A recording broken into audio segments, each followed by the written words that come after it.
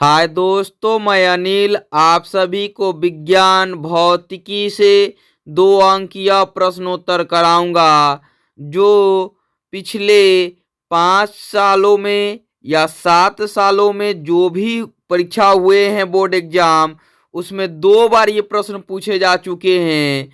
तो देखते हैं। प्रश्न कहता है कि प्रत्यावर्ती धारा एवं दिष्ट धारा में अंतर स्पष्ट करें। ये 2015 के सेट ए सेकेंड सीटिंग अर्थात द्वितीय पाली में पूछा हुआ है। दूसरे टाइप से यही प्रश्न लिखा हुआ है, केवल अंतर बताए लिखा हुआ है, स्पष्ट करे शब्द के जगह पे बताए लिखा हुआ है। प्रत्यावर्ती धारा एवं दिष्ट धारा में अंतर बताएं। ये 2022 के फर्स्ट सीटिंग में यानी प्रथम पाली में पूछा हुआ है। आपको मैं बताऊं कि दिष्ट धारा डीसी कहलाता है और प्रत्यावर्ती धारा एसी कहलाता है। तो इसमें एसी और डीसी में अंतर पूछ दे तो भी हम यही उत्तर लिखेंगे।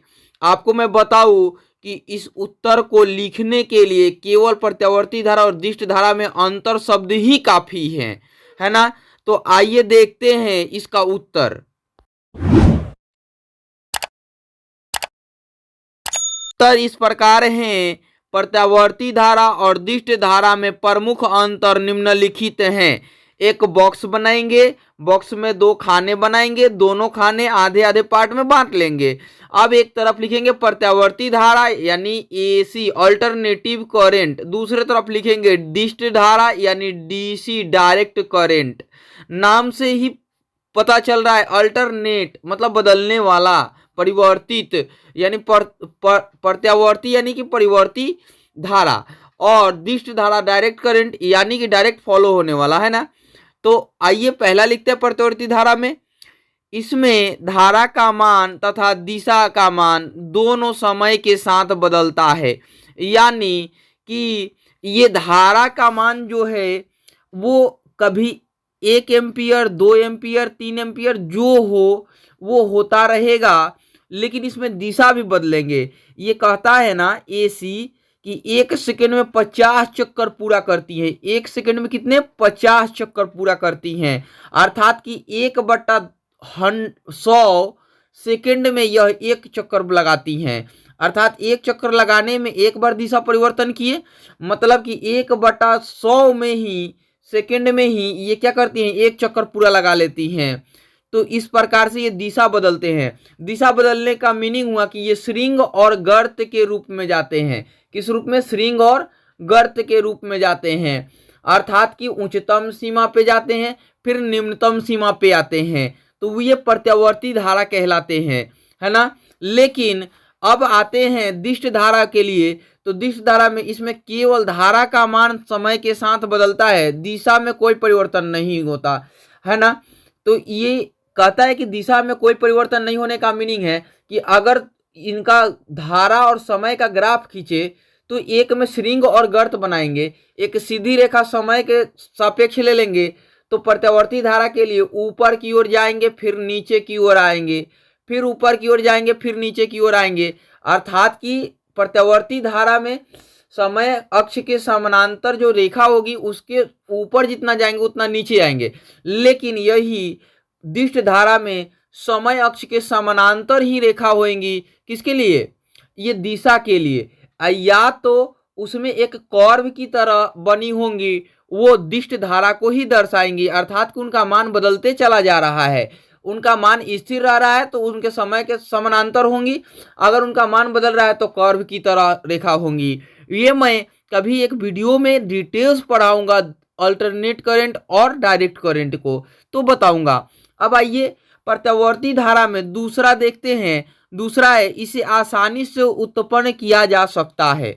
आसानी से उत्पन्न करने का मीनिंग कि आपने सुना होगा कि कहीं पन बिजली उत्पन्न किए जा रहे हैं, कहीं थर्मल पावर से इलेक्ट्रिक उत्पादन हो रहे हैं, कहीं आपको विंड पावर से एनर्जी उत्पादन हो रहे हैं, मतलब विद्युत का उत्पादन हो रहे हैं। यहाँ केवल टरबाइन का गेम है और इसमें क्या है कम्यूटेटर लगे होते हैं, तब उससे क्या प्राप्त होते हैं।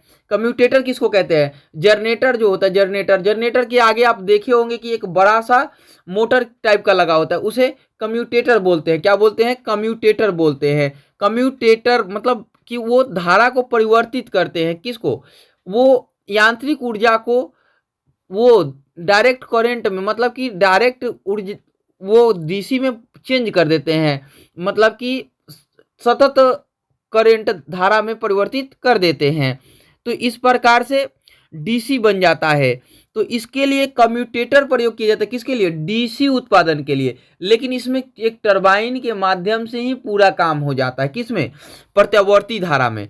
तो आइए डीसी में देखते हैं। इसे उत्पन्न करने में कठिनाई होती है। कठिनाई क्यों होती है? कम्यूटेटर काफी सीमित मतलब की मात्रा में बिजली का उत्पादन करता है, लेकिन वही जब टरबाइन लगा दिया जाएगा तो वो प्रत्यावर्ती धारा जो है वो काफी मात्रा में उत्पादित हो जाएंगे, है ना। अब आते हैं इसमें तीसरा पॉइंट लिखते हैं, इसे आसानी से डीसी में बदला जा सकता है। डीसी में बदलने का मीनिंग है कि इसको आसानी से किसी यंत्र के माध्यम से, वही कम्यूटेटर लगा के या कोई भी वो डायोड वगैरह जो लगे होते हैं ना, उन्हीं में से बहुत सारे वो करके मतलब कि कंपाइल करके एक यंत्र बनेंगे जिसके माध्यम से इनको परिवर्तित किया जाएगा। किसमें? डीसी में, डायरेक्ट करंट में। लेकिन इसे बदलने में कठिनाई होती है। इसको डायरेक्ट हम एसी में बदलना चाहे तो फिर बदल नहीं सकते हम। किसको? दिष्ट धारा को, है ना। अब आते हैं इसमें चौथे पॉइंट को देखते हैं। यह डीसी की अपेक्षा अधिक घातक है। घातक क्यों है? क्योंकि यह समय समय के साथ बदलते रहते हैं और काफी मात्रा में झटका देते हैं। क्या देते हैं? झटका देते हैं। इसलिए ये काफी घातक होते हैं। यह एसी की अपेक्षा कम घातक है। डीसी भी घातक है, ऐसा नहीं है कि नहीं घातक है, लेकिन एसी की अपेक्षा कम घातक है ना। अब पांचवा पॉइंट देखते हैं। प्रत्यावर्ती धारा में यह चालक की सतह पर प्रवाहित होते हैं। ऐसा कहा जाता है कि यह चालक की सतह यानी कि परिपथ की सतह पर, परिपथ क्या होते हैं? बंद होते हैं, प्लास्टिक से कवर होते हैं, तो उनके सतह पर इलेक्ट्रॉन का प्रवाह होता है। लेकिन ये डिस्क धारा जो है, जो कि मतलब उसमें लगे हुए जो धातु होते हैं उनके अंदर इलेक्ट्रॉन का प्रवाह होता है। तो इस प्रकार से आप अंतर समझ पाए होंगे प्रत्यावर्ती धारा और दिष्ट धारा में क्या अंतर होता है। इस वीडियो में इतना ही, फिर मिलते हैं अगले वीडियो में।